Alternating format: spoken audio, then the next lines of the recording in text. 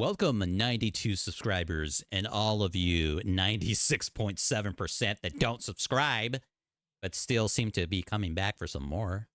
Let's get into today's show. Today, we're going to talk about the business that smells to high heaven. There's always something. There's always something going on at Bethesda. Always. And today, we're going to discuss about the movements, the musical chairs that exists in big corporate world. This is applying to almost every major studio that's been bought off by big corpos that don't give a shit about your entertainment. All they care about is money. Oh, we got a new game coming out. Why don't you pre-order it? Get this bullshit reward. Play it 5 days early. Smell the shit from a mile away sooner. That's what it is. Rinse and repeat, folks. This ain't changing. All right, so I am not going to get into the details of this article. It goes into a bunch of other chairs that have been moved around in this musical chairs orchestra, right? That is Activision Blizzard. So, you know, some information about Bobby Kotick being kicked out for the bullshit harassment that he fostered. The bullshit that he brought to this studio, or should I say this company of Activision Blizzard, has been a disaster. Disaster. Lawsuits upon lawsuits of horrible treatment of employees. Horrible. And frat boy culture. So, finally, in reaction to that, they're kicking him out. Tomorrow. Tomorrow is Bobby Kotick's last day. All right. Hopefully you guys can see this. All right. He's stepping down. And as a result, there's going to be a lot of movement. All right.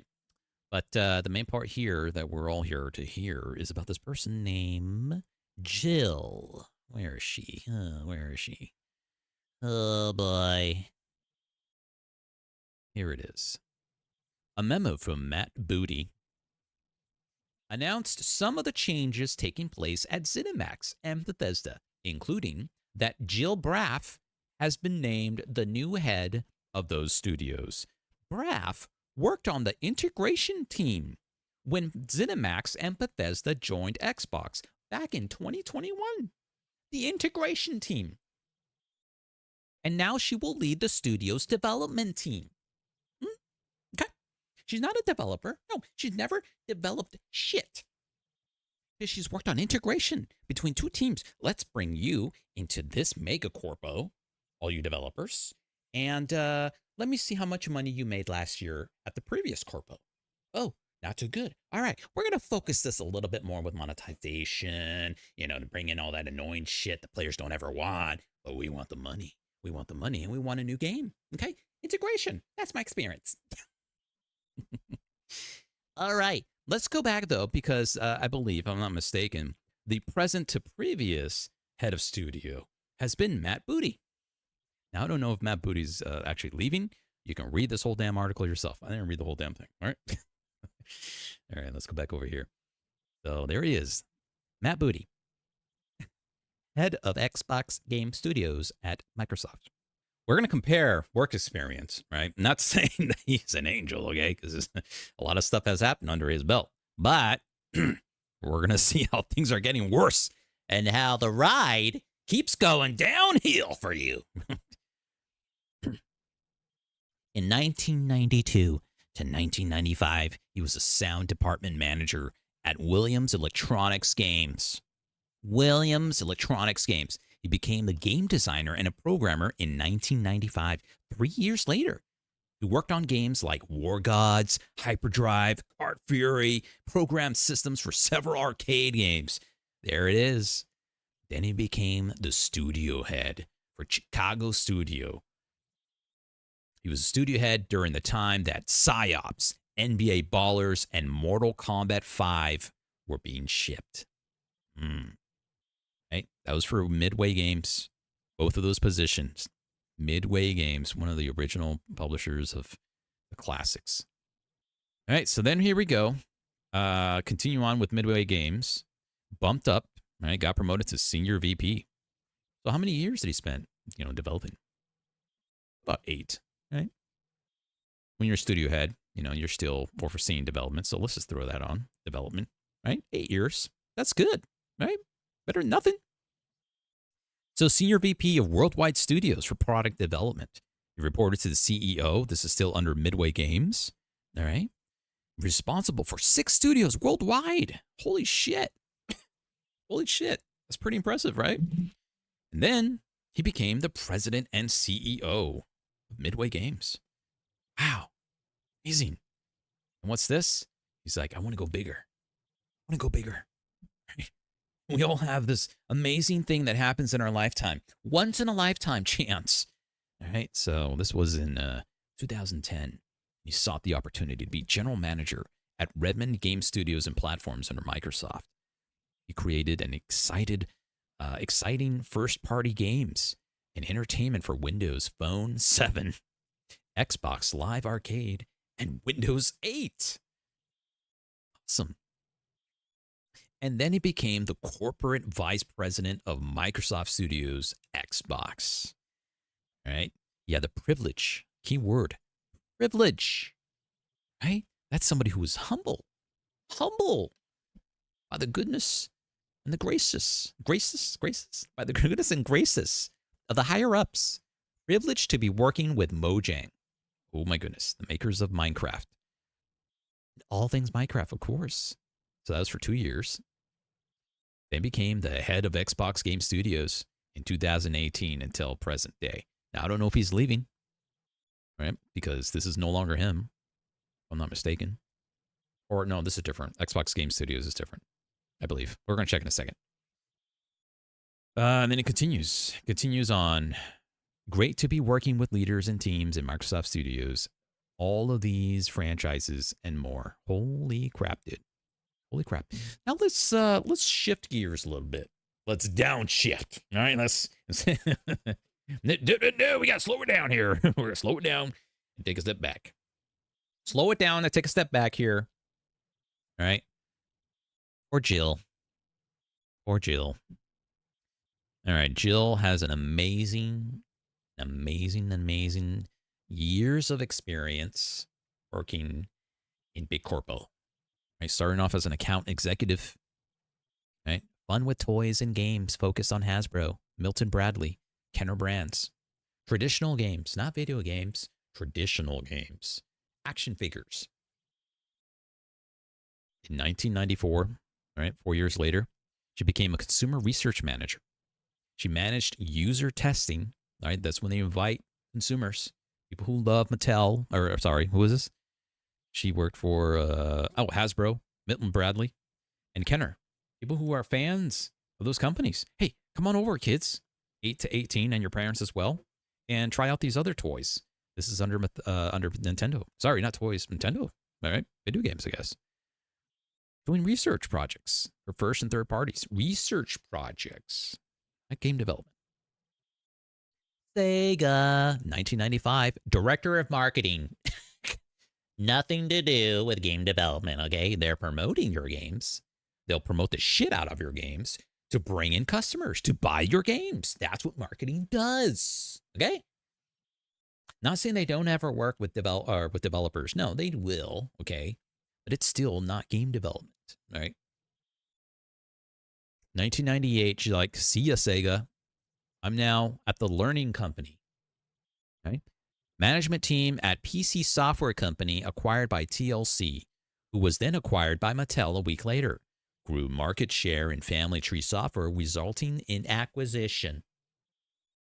Big corpo responsibilities. Yeah, I blundered that word. Responsibilities. 1999, a year later. She became the VP of marketing for Ancestry. Whoa! I'm tired of video games. 1999. This is where the industry is going. People want to know about their background, about the family trees. That's where it's going, right? Let's see. She was there for a year and 7 months. Nope. Sorry. Changed my mind. I'm going now to mobile. A board member now. Not a game developer. Not a marketing team member or a manager for a video game studio. No, a board member. Big honcho themselves, changing the landscape, in this case for MEF Mobile. not going to bother researching if that's a game company. It probably is. Anything with the word mobile sometimes is. Sometimes it is, folks. I don't know why people get lazy when they call it. We'll get into that right now. Glue Mobile. She went back to gaming. If she did not already with MEF Mobile, now she's back with Glue Mobile. Early management team executive built what is now Glue Mobile. Scaled from 20 people to leading public mobile games company. Right. A key part of the IPO team. Managed revenue operations and business units. Right? So she's managing multiple teams, but she's not a game designer. She's not developed anything video game related. Okay. Right. And it's now 2009. She became the president and CEO of Scrap Blog for a year. She led an early stage photo site focused on social sharing and virtual goods, and then sold it to another company. Huh. In February 2011, she worked for HSN, the home shopping network. Oh, okay. Okay. Well, you see where this is going. I sense a battle pass is coming. Battle shop, as I call it. Overwatch? No, fuck that. Excuse my language. Glue Mobile Battle Shop. No, she already left Glue Mobile, right? So now she's at a home shopping network.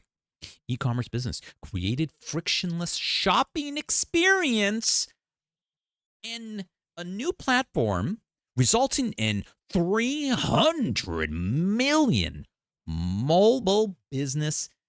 Wait, what? Resulting in a 300 million mobile business inside of 2 years. She helped generate $300 million worth of stocks in mobile business for the home shopping network. Launched first of its kind gaming arcade, improving customer loyalty and conversion. Money, money, money. Bring new people. This is what conversion means. I'm assuming, okay? My 14 years? I forgot how many years I've been working in the industry. From my game industry experience, conversion means somebody who joins or signs up or downloads or installs a game or a product, uses it, and decides to actually spend money. All right? Conversion. Then in January of 2014, she became an entrepreneur in residence. She was an advisor for Trick or Treat for UNICEF. All over the place. And she worked for Ellen. What? The Heads Up game, Ellen? Yeah, that's her. Let's take a look. Was she in charge of the... Oh, look, she did. Look at that. Founding head of Ellen Digital Ventures, setting the strategy and building a profitable business. Launched Ellen Digital Network encompassing Ellen Tube, content originals, and leading mobile games, mobile, such as Heads Up, Psych, and others. Sounds very casual to you, doesn't it? Doesn't sound like Fallout, does it? No? Does it sound like Starfield? Does it sound like Elder Scrolls? Daggerfall? Oblivion? Skyrim? All right. 2018, January, she became the president and chief operating officer, the COO for Brit Plus Co. No details there. She was there for 2 years and got the hell out of there. Board of directors. She became another board member for leading cannabis gummy brand, which was then acquired by Glass House Brands. Dude, bruh. Take a little break from video games and shit. Became a board member again. Here it is. Hey, June 2017, which was while she was... She became another board director for a renowned skincare company, which was acquired by Unilever. Same time was a board member for Inkbox. Holy crap, how many times were you a board member in the same couple years? Did. Multiple board members for multiple companies, helping shift companies around. Dude, this is a preview of things to come for Bethesda. Bethesda developers, if you're watching, you better come up with a plan B. She has experience in acquisition. We're going to get into, I think, one of her main roles, right? Which is going to give us a little preview, probably, of what's to come.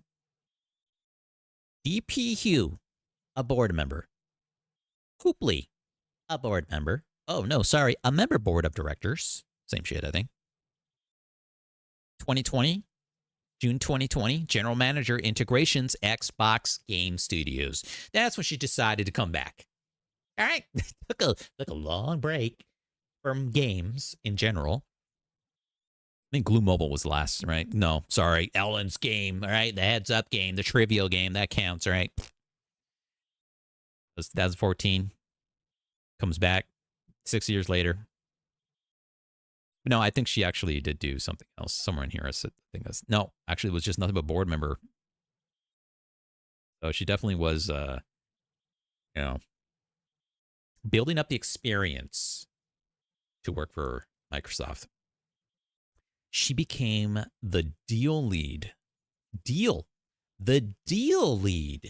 on Bethesda ZeniMax integration in June 2020, as general manager. Integration. That's really going to help us out with Elder Scrolls 6. Hammerfall. I believe that's the code word. We're all expecting it to be Hammerfall, I believe. That is really going to help us out. Fantastic.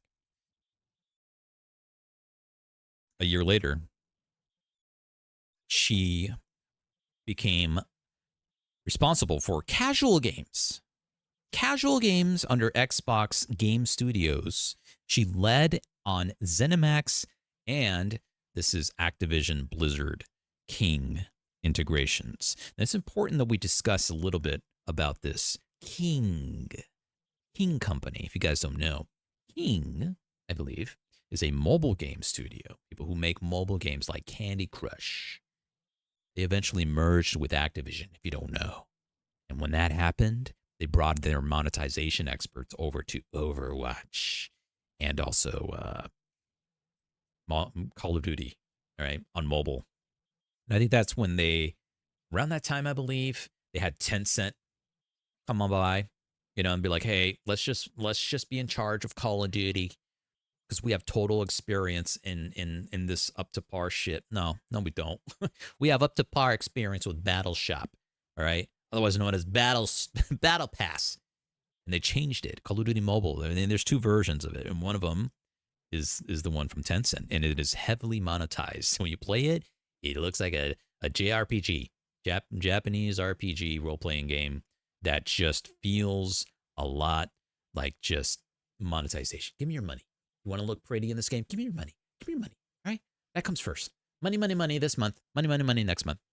So ABK, influenced by the K and the A, because the A is what caused the harassments.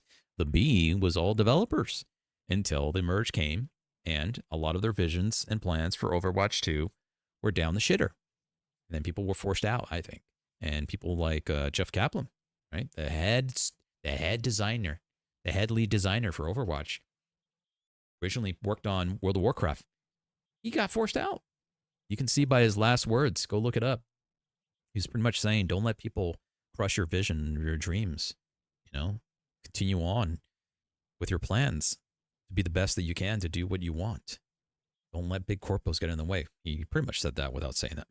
You can tell. Reading between the lines when developers have something to say, folks. All right. So basically, she bumped up within about 3 years or so, maybe 4. All right. Oh, there you go. 3 years and 7 months. She became, as of December, tomorrow, right? December 29. Actually, she already put it on there, so she already got it. It's already on paper. She already signed it. Vice President, head of Bethesda, ZeniMax, and Casual Suit Studios. There you have it, folks. Future is not bright. For all things that you ever loved and cherished. Memories. Earlier today, I was considering to play Morrowind. Because with Morrowind, you don't have to worry about mods being canceled by Bethesda. With Morrowind, you can have the old good times back. I think Oblivion as well, too. I think so. I believe it was only Starfield Oh, sorry, not Starfield. Skyrim. I believe it was Skyrim. But yeah, with the classics, you don't have to worry about Bethesda's strong grip on the mod community. But I couldn't get to playing that game because it's a lot of reading. That was before voice acting, buddy. So yeah. But I digress. I digress, folks. The future is not looking great for you when it comes to Bethesda games, but also when it comes to video games in general. This isn't the only company that's doing this, right? It's been happening across the board from all your favorite studios. We got Bungie, for example, right? Massive layoffs. A shift. Why did they even bother with the VidCon, whatever they want to call it? The developer video or their arena shooter, which was in direct competition, or trying to be anyways, direct competition, now that we play it, with the finals. When you watch that VidCon, right, just a side note, right, but this is all about the same story. Side note, when you play the finals, right, you're pretty much playing what Bungie had planned for you, okay, before all of this shit, stuff like this, right, started happening to Bungie. But before all that, the developers had planned for you to play the finals in the Bungie aesthetic. And slap on a 1990s game title that has nothing to do with the design. Nothing to do with it.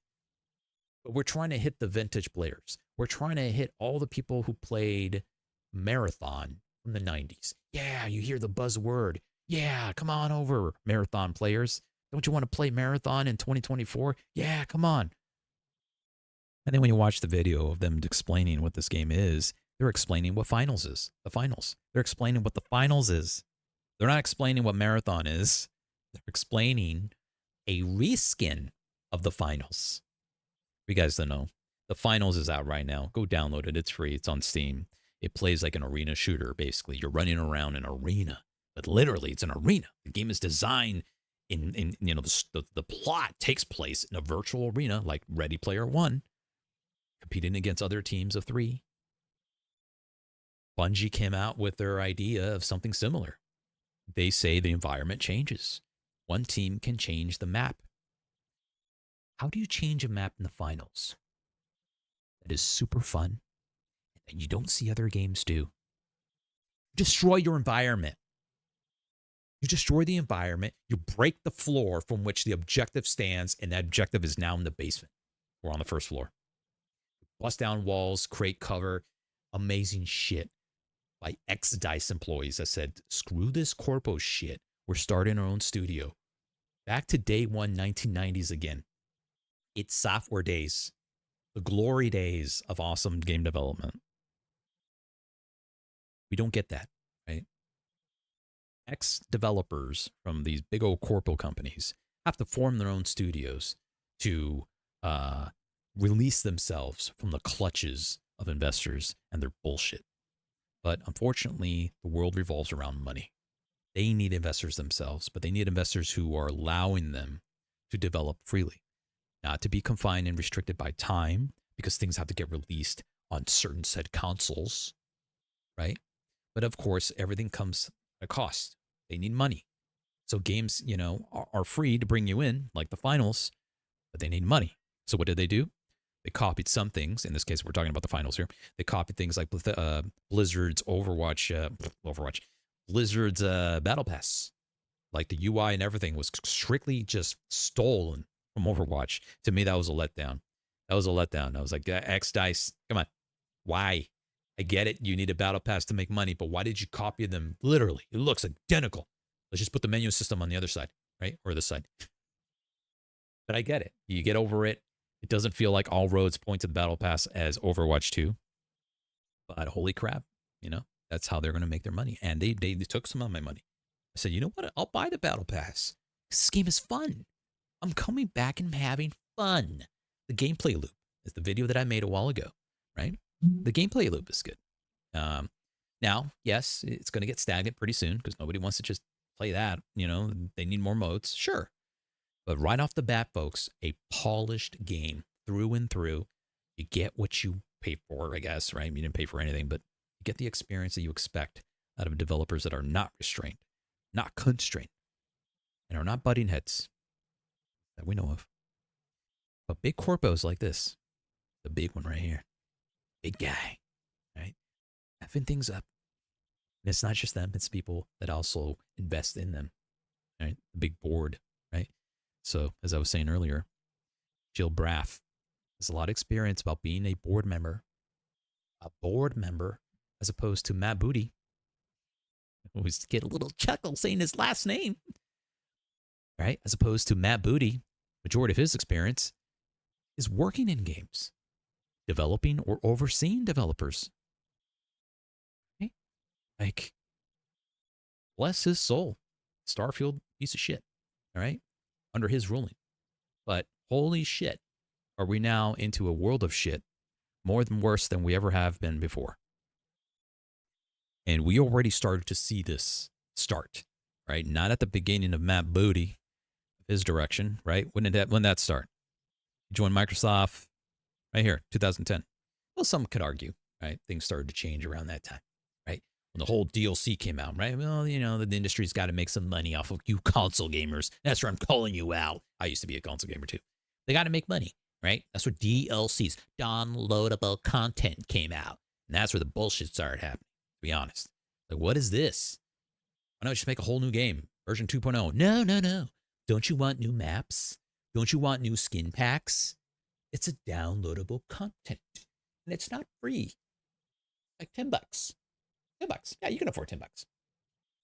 Now it became this annoying thing of like, pre-order, and you'll get 2 little skins that no one else can ever access to. Well, no one else will ever have access to this. We promise we will never sell these skins to you. Pre-order for $90. $100 can give you a little more bang for your buck. $100, anybody? Going once, going twice. This is the last time you're going to have access to these skins. You know you want it. Holy shit. A world of pain, and it's not in a good way. It's never a good way. But, oh my goodness, folks. It's not looking that great. That's just... Boy, what else can I say? That's the news for today. I'm sorry it's not good news. If I have to say something good about all this, is that there is a big trend that a lot of people are now looking to the previous games. We have people playing Fallout 76, you know, as a disaster as that may seem, you know, when it launched. It's been polished since then. It is, you know, better than Starfield, if you ask me. A better overall package deal, right? Well, what's better than Fallout 76? Fallout 4? Yeah, I'd rather take that than play Fallout 76 any day. What's better than Fallout 4? Well, some say Fallout 3. Some say Skyrim, around that time period, right? Skyrim, right? So people are going back to the games before, when development was not restricted by the confines of board members who invest heavily into the future of this marketable industry. Right? Now, back then, don't get me wrong, back then they had to market this game, right? If it wasn't through internet ads, YouTube ads, we relied on something called magazines before the internet. Magazines would tell you what cool games are coming out, or newspapers, majority of just magazines. In the 90s, you would find them in your local Save-On shop. You guys remember Save-On? Most of you probably weren't even born yet. Save-On was like CVS. In fact, I think CVS became CVS after it bought all the Save-Ons. So basically, you go to any of those grocery stores and go to the magazine aisle. You'll find PC Gamer magazine. You'll find, this is really cool. Back in the days, there was this experimental magazine called Insight Mag, and they did a lot of PC culture. They talked about PC hardware. PC Gamer also started doing that, showing you how to build your PC, and talked about the latest cool PC components, and it was an awesome magazine. And in those magazines, you had PC demos, PC game demos. Demo every single cool game that's coming out. Try before you buy. It was called shareware, I believe, when the internet was coming up. You can download the demo now, right? It was fantastic. Nowadays, they charge you. Think about it. You go to Steam, you get early access. Is early access free, everybody? No, because developers got to make money. What do you think the developers did? How do the developers make money when they release their free demos? That was a big gamble for them, because there's a good chance that they just ruin the potential profits of having the person flat out pay $60 at that time, or 50, I believe, $50 to $60 for the whole game just to try it. It was a lot riskier back then to release a demo. But damn, I'll tell you, as a gamer back then, I was less inclined to feel disappointed because the only way I can try it was the demo. So if I enjoyed the demo, which majority of the times those games were fun, I did enjoy it, I would buy the game. So CDs, compact discs, demos, and magazines, those are the days. And during that time period as well, too, developers, had a lot of fantastic ideas for these games that were coming out. Daggerfall was one of them. I was thinking about going back to Daggerfall. But that one also requires a lot of reading. I don't think nowhere near as much as Morrowind, but I could be mistaken. Daggerfall, Elder Scrolls Daggerfall, is an amazing feat in itself, ahead of its time. Huge open world to explore that is equivalent to a real-life country of walking on foot. Now, are there quests that come up, or is it just a ghost town, right, of the past of what is known as Starfield? You go into these random generated worlds and there's something to do there. Some people can say Daggerfall is the same way. Travel, nothing to do there. The fact of the matter is, it gives you the option to travel without borders. Why did they allow you to do that back then, but they can't do that these days? Now, you try going to an imaginary border, it says you can't go that way. In this game, 2023, you can't go that way, buddy. Take a hike, fast travel. Get in your ship, go all the way up in space, outside orbit, come all the way back down for 200 feet away from you.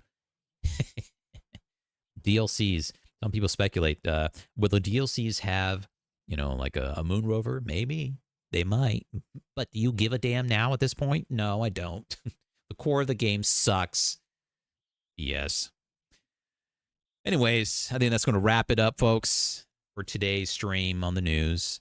But, check out the older games, all right? If you're into a lot of these Bethesda titles, you're going to enjoy Oblivion. You're going to enjoy Skyrim, of course, but not so much because they screwed up the mod support. Try Oblivion. Give that a shot. And if you really are open-minded to the way games were designed even before then, give yourself a shot at Morrowind. Just bear in mind, it is a lot of text to read because there's no voice acting. But if you can get through that, you might have a pleasant experience. And if you want to even go beyond that, these mods, by the way, or these games have a lot of mod support. Daggerfall has been modded so that it feels nicer to play. It is still two-dimensional, but there are some, mods that make it feel 3D-dimensional. And 3-dimensional. Sorry, I meant 3-dimensional, not 3D-dimensional. And it's great. And it's not just here with Bethesda. There's plenty of old classics. I recommend id Software's Twitch shooters, as I call them, or arena shooters. That's what they're known as. Quake 1. I got Quake 2. I'm actually going to load that up tonight and play that through because I never got into Quake 2 when that came out. I was still a Quake 1 fan, and I skipped Quake 2 and went to Quake 3. That I love too.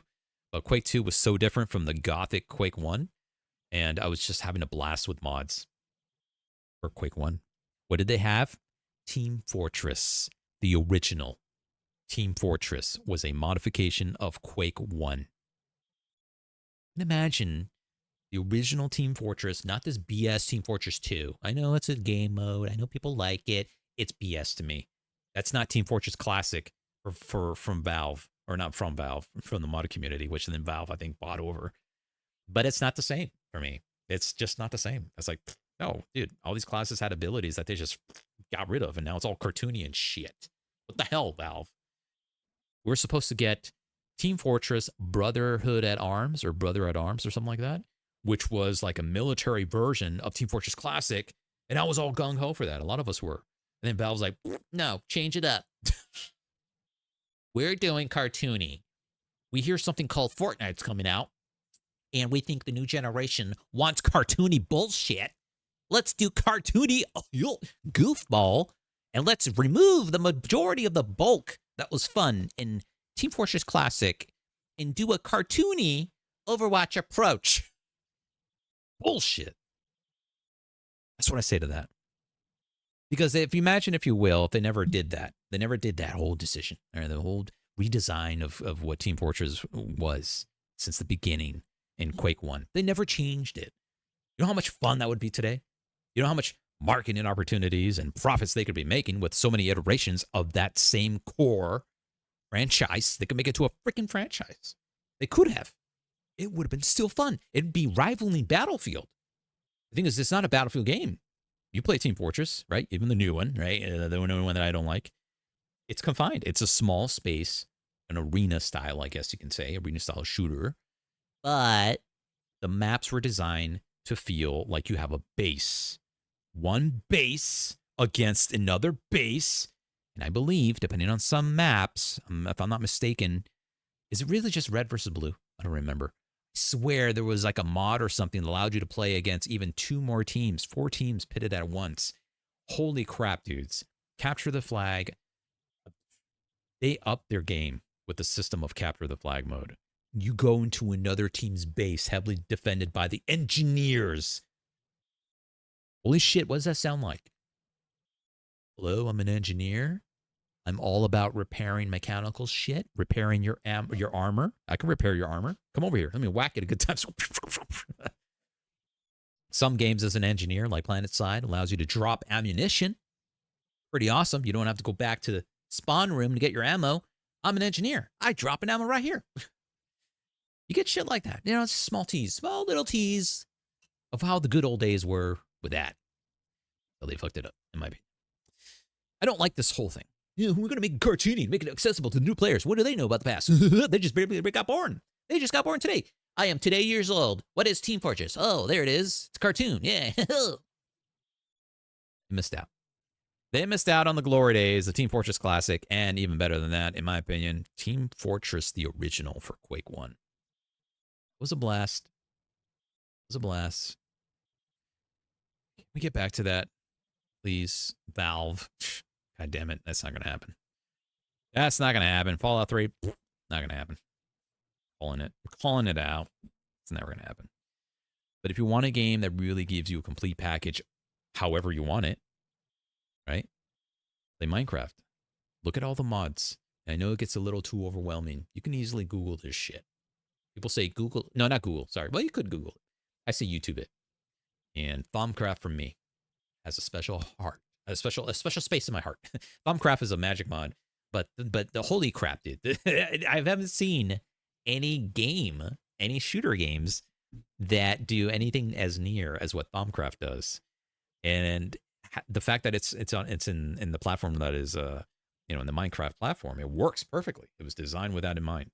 But man, if one day a game could come out that is just Thaumcraft, the game, like freaking somebody should hire that team of developers. I think it's just only 2 dudes, and have a full-fledged game, with that magic system.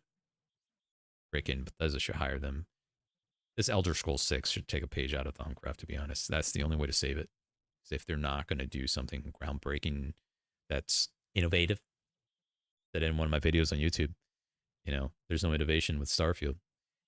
Is there going to be an innovation with Elder Scrolls 6? No, it's not. You can look at the history, folks. I kind of gave you a hint earlier. Every new iteration of a game is removing a big chunk of the previous games to become the trash that it is today. And Starfield was promised to be a Golden Star franchise, right? They're going to make new Starfields in the future, right? It's part of the series of Fallout, Elder Scrolls, Star shit. That's my new nickname for Starfield. Star shit.